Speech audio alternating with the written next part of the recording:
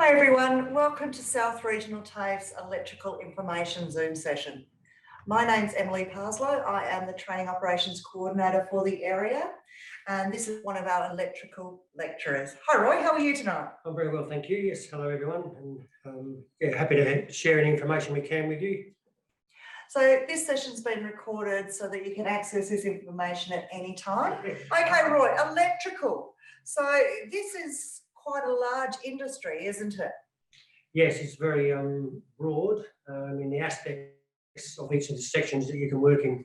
So under the electrical umbrella, you've got the maintenance, domestic, commercial, industrial, heavy industry and mining, and all the ones in between, so very broad.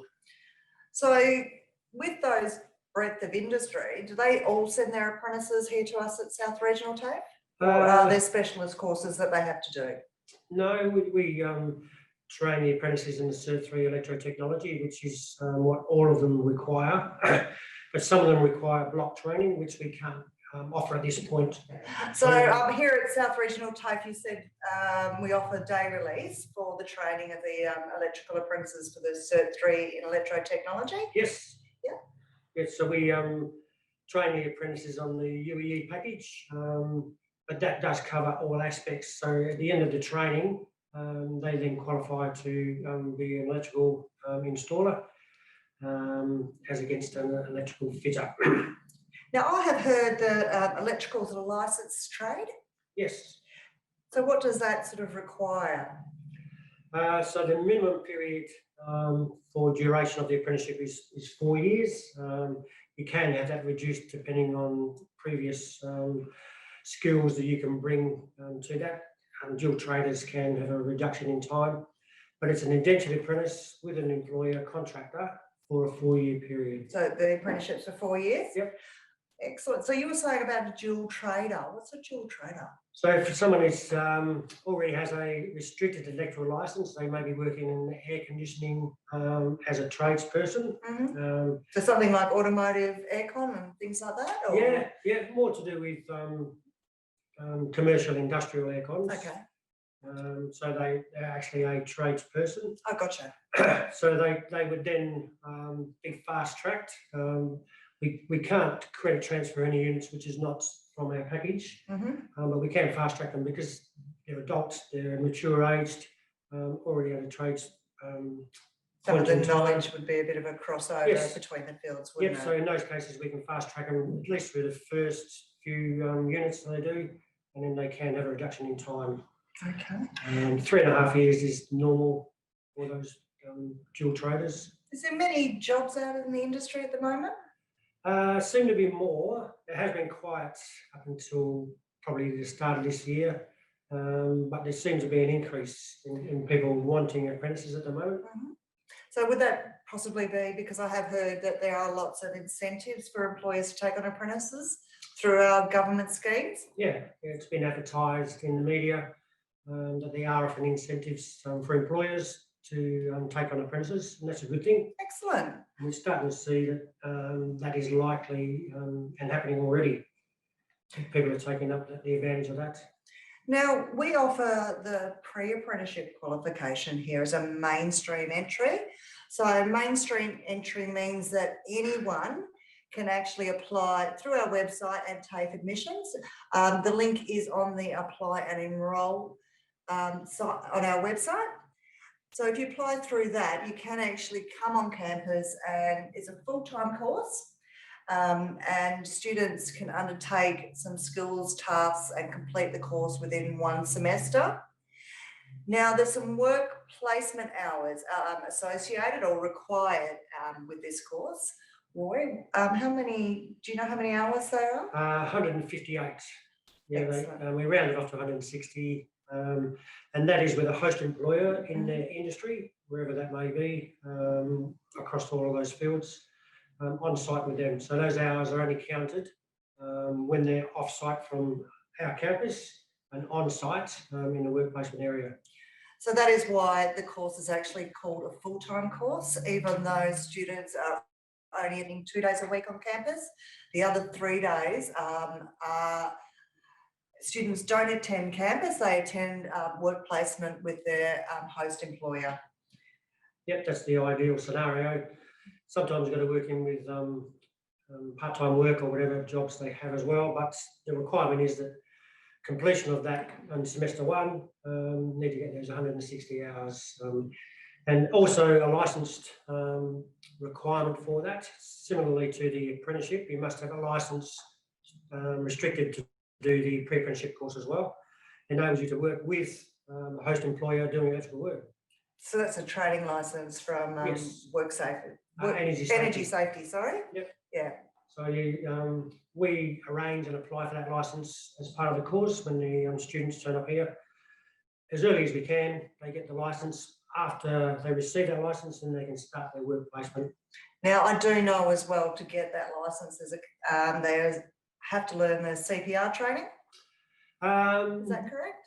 It is, but the license itself application is electrical related. So there's questions I need to answer in regards to the safety, mostly to do with the safety aspect of it, but it does include CPR. So CPR is attached to it, but the license itself is primarily to do with the safety around working with electrical equipment.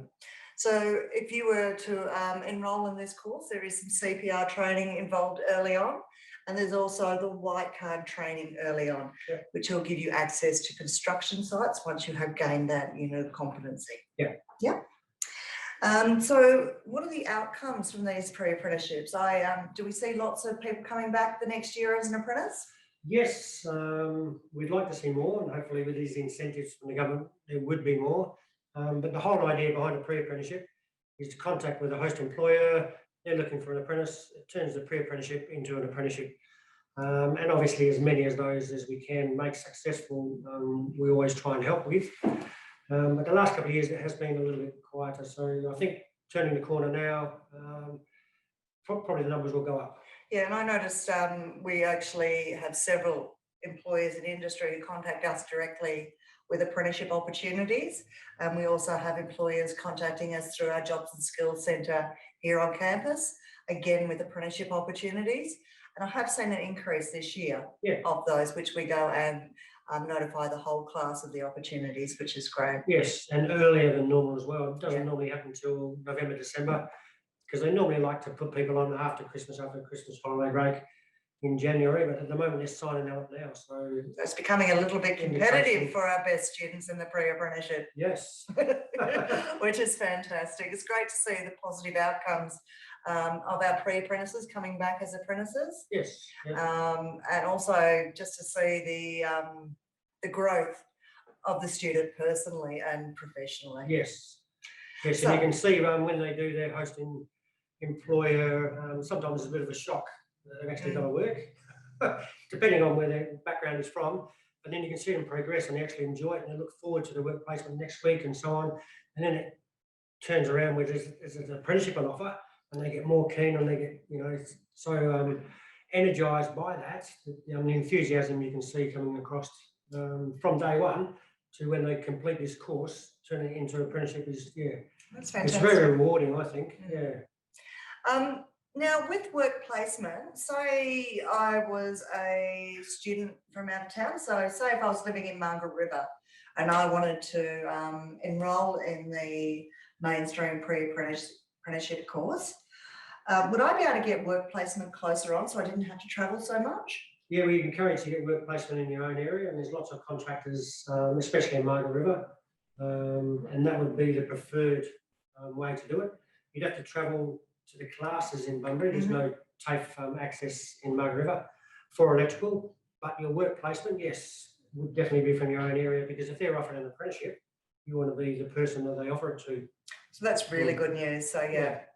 Now, with the pre-apprenticeship, what kind of tasks, what things will I learn? What kind of equipment do you have in your workshop? What can I play with? So the pre-apprenticeship starts with hands-on making a toolbox. So you get to learn how to do things safely, working as a team, and you progress through there to electrical components, including motors and switches, power points and everything.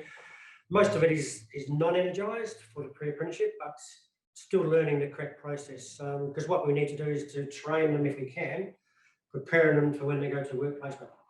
So this is a pair of pliers, this is a screwdriver, this is how you use it, and this is what the outcome is when you use it correctly. So these are basic tasks, say a trades assistant would use in industry? Yes and no. Okay. It's tricky because a trades assistant for our trade can only do manual labour. Can't do electrical work. That's why you need that So restricted it's a license. little bit more. Yes. Oh, fantastic. So with a restricted license, yes, you can do electrical work. But you would still have the skills that you would need to Yes. become a trades assistant. Yes, yes. Oh, that's really, really good. So that's a pre-apprenticeship, so it's a full-time course. We do also offer a pre-apprenticeship school program, which we call the VETAS program. That's run over a longer period of time, and that's offered through the school system each year. Now, we have one program running here for VETAS, which is the school system in Bunbury, and we have another program running in Collie as well. For the mainstream, we only offer the program here in Bunbury. Now, say I've completed my pre-apprenticeship, I've been lucky enough to get an apprenticeship. How long is the apprenticeship for? 4 years in total. So you sign from that date when you sign with a host employer indentured. The 4-year period from that date is when your completion of your apprenticeship. And how long do I come to TAFE for within that period? So 3 years is the training through us at TAFE. And in the 4th year of the apprenticeship, you do your capstone, which is your final assessment, which qualifies you at the end of your apprenticeship to then become a tradesperson. So even though it's 4 years, it's only 3 years on day release. And then in the 4th year, it's just for the capstone assessment only. Okay. So here at South Regional TAFE, we also offer further training after you become a fully qualified tradesperson. We also offer the Cert 4 in instrumentation through collaboration with North Metro TAFE. Can you tell us a little bit about that course, Roy? Yes, so it's an annual enrolment, usually at the start of the year, February, and then completion in December. 70% of it is done online. Once you enrol, you get an enrolment pack and access to all of that you need to require. Where do you enrol with, Roy? So you enrol through the Midland campus, which is at North Metro TAFE. North Metro, and they control and they run the course. Yep. So what we do is we provide access for local apprentices in their 4th year apprenticeship or have completed their apprenticeship to do it here in Bunbury rather than travelling to North Metro or to Midland. And the equipment, is that state of the art? Is that current, up to date? Yeah. So again, North Metro through the Midland campus provide that equipment for us. We do the practical training here in Bunbury. They actually ship it down on a truck on pallets in rigs, set it up during the July school holiday break, and then the lecturers come down and complete that component for the apprentices. So the practical tasks and assessments through that program is actually completed here in Bunbury campus. Yep. With North Metro lecturers and South Regional TAFE lecturers as well. Yeah. With the same equipment as you would get trained on in Perth, and it's completed through a block release program rather than a day release. Yes. Yes. So they complete the online stuff prior to coming in and doing the practical project stuff during that July period. You don't have to, you can extend after that period, but it's ideal if you can do all your online training prior to doing the July practical assessment over that 2-week period. That sounds really good. So you can start off with knowing nothing and you can end up becoming a tradesperson, and then you can actually follow up by becoming a qualified instrumentation technician, would that be called? Yes. Yes. So the prerequisite for that Cert 4 is you must complete your Cert 3. Excellent. So you have to be a fully qualified tradesperson in electrical. Yep. So during the 4th year of the apprenticeship, if they're completing that year doing their capstone, they can enrol as a 4th year apprenticeship in the instrumentation and will be signed off after they've done their capstone with the Cert 4. Excellent. No, that sounds really great that we can support our local industry by Yeah. offering more training for people here in Bunbury. Yeah, but it helps the employer Mm. and obviously the apprentice. Yeah. Because a lot of the employers feel an obligation to send them to Perth en bloc and actually pay for them to be up there. So it's saving the cost for the contractor, employer, as well as for the apprentice. The apprentice doesn't have to travel, Yeah. which is a win-win situation. Yeah. Excellent. Okay, well, I think we have covered just about everything. However, have you got anything else you wanted to add to let people know about? No, feel free to do a virtual tour if you can, navigate and have a look at our electrical workshop. Yeah, it's we believe quite a all the equipment we have is very good, in good condition and up to date. And yeah, the apprentices that we produce through the TAFE here are quite very knowledgeable and qualified. Yeah. So thanks, Roy, for that. So if you do have any further questions and we haven't covered something here through this session, you can actually put in a course inquiry through our website, and either myself or one of the lecturers will contact you directly to answer any questions you may have. So thank you very much for watching our information session, and we wish you the best of luck with your application and success. Yeah, and hope to see you here soon. Yes, thank you.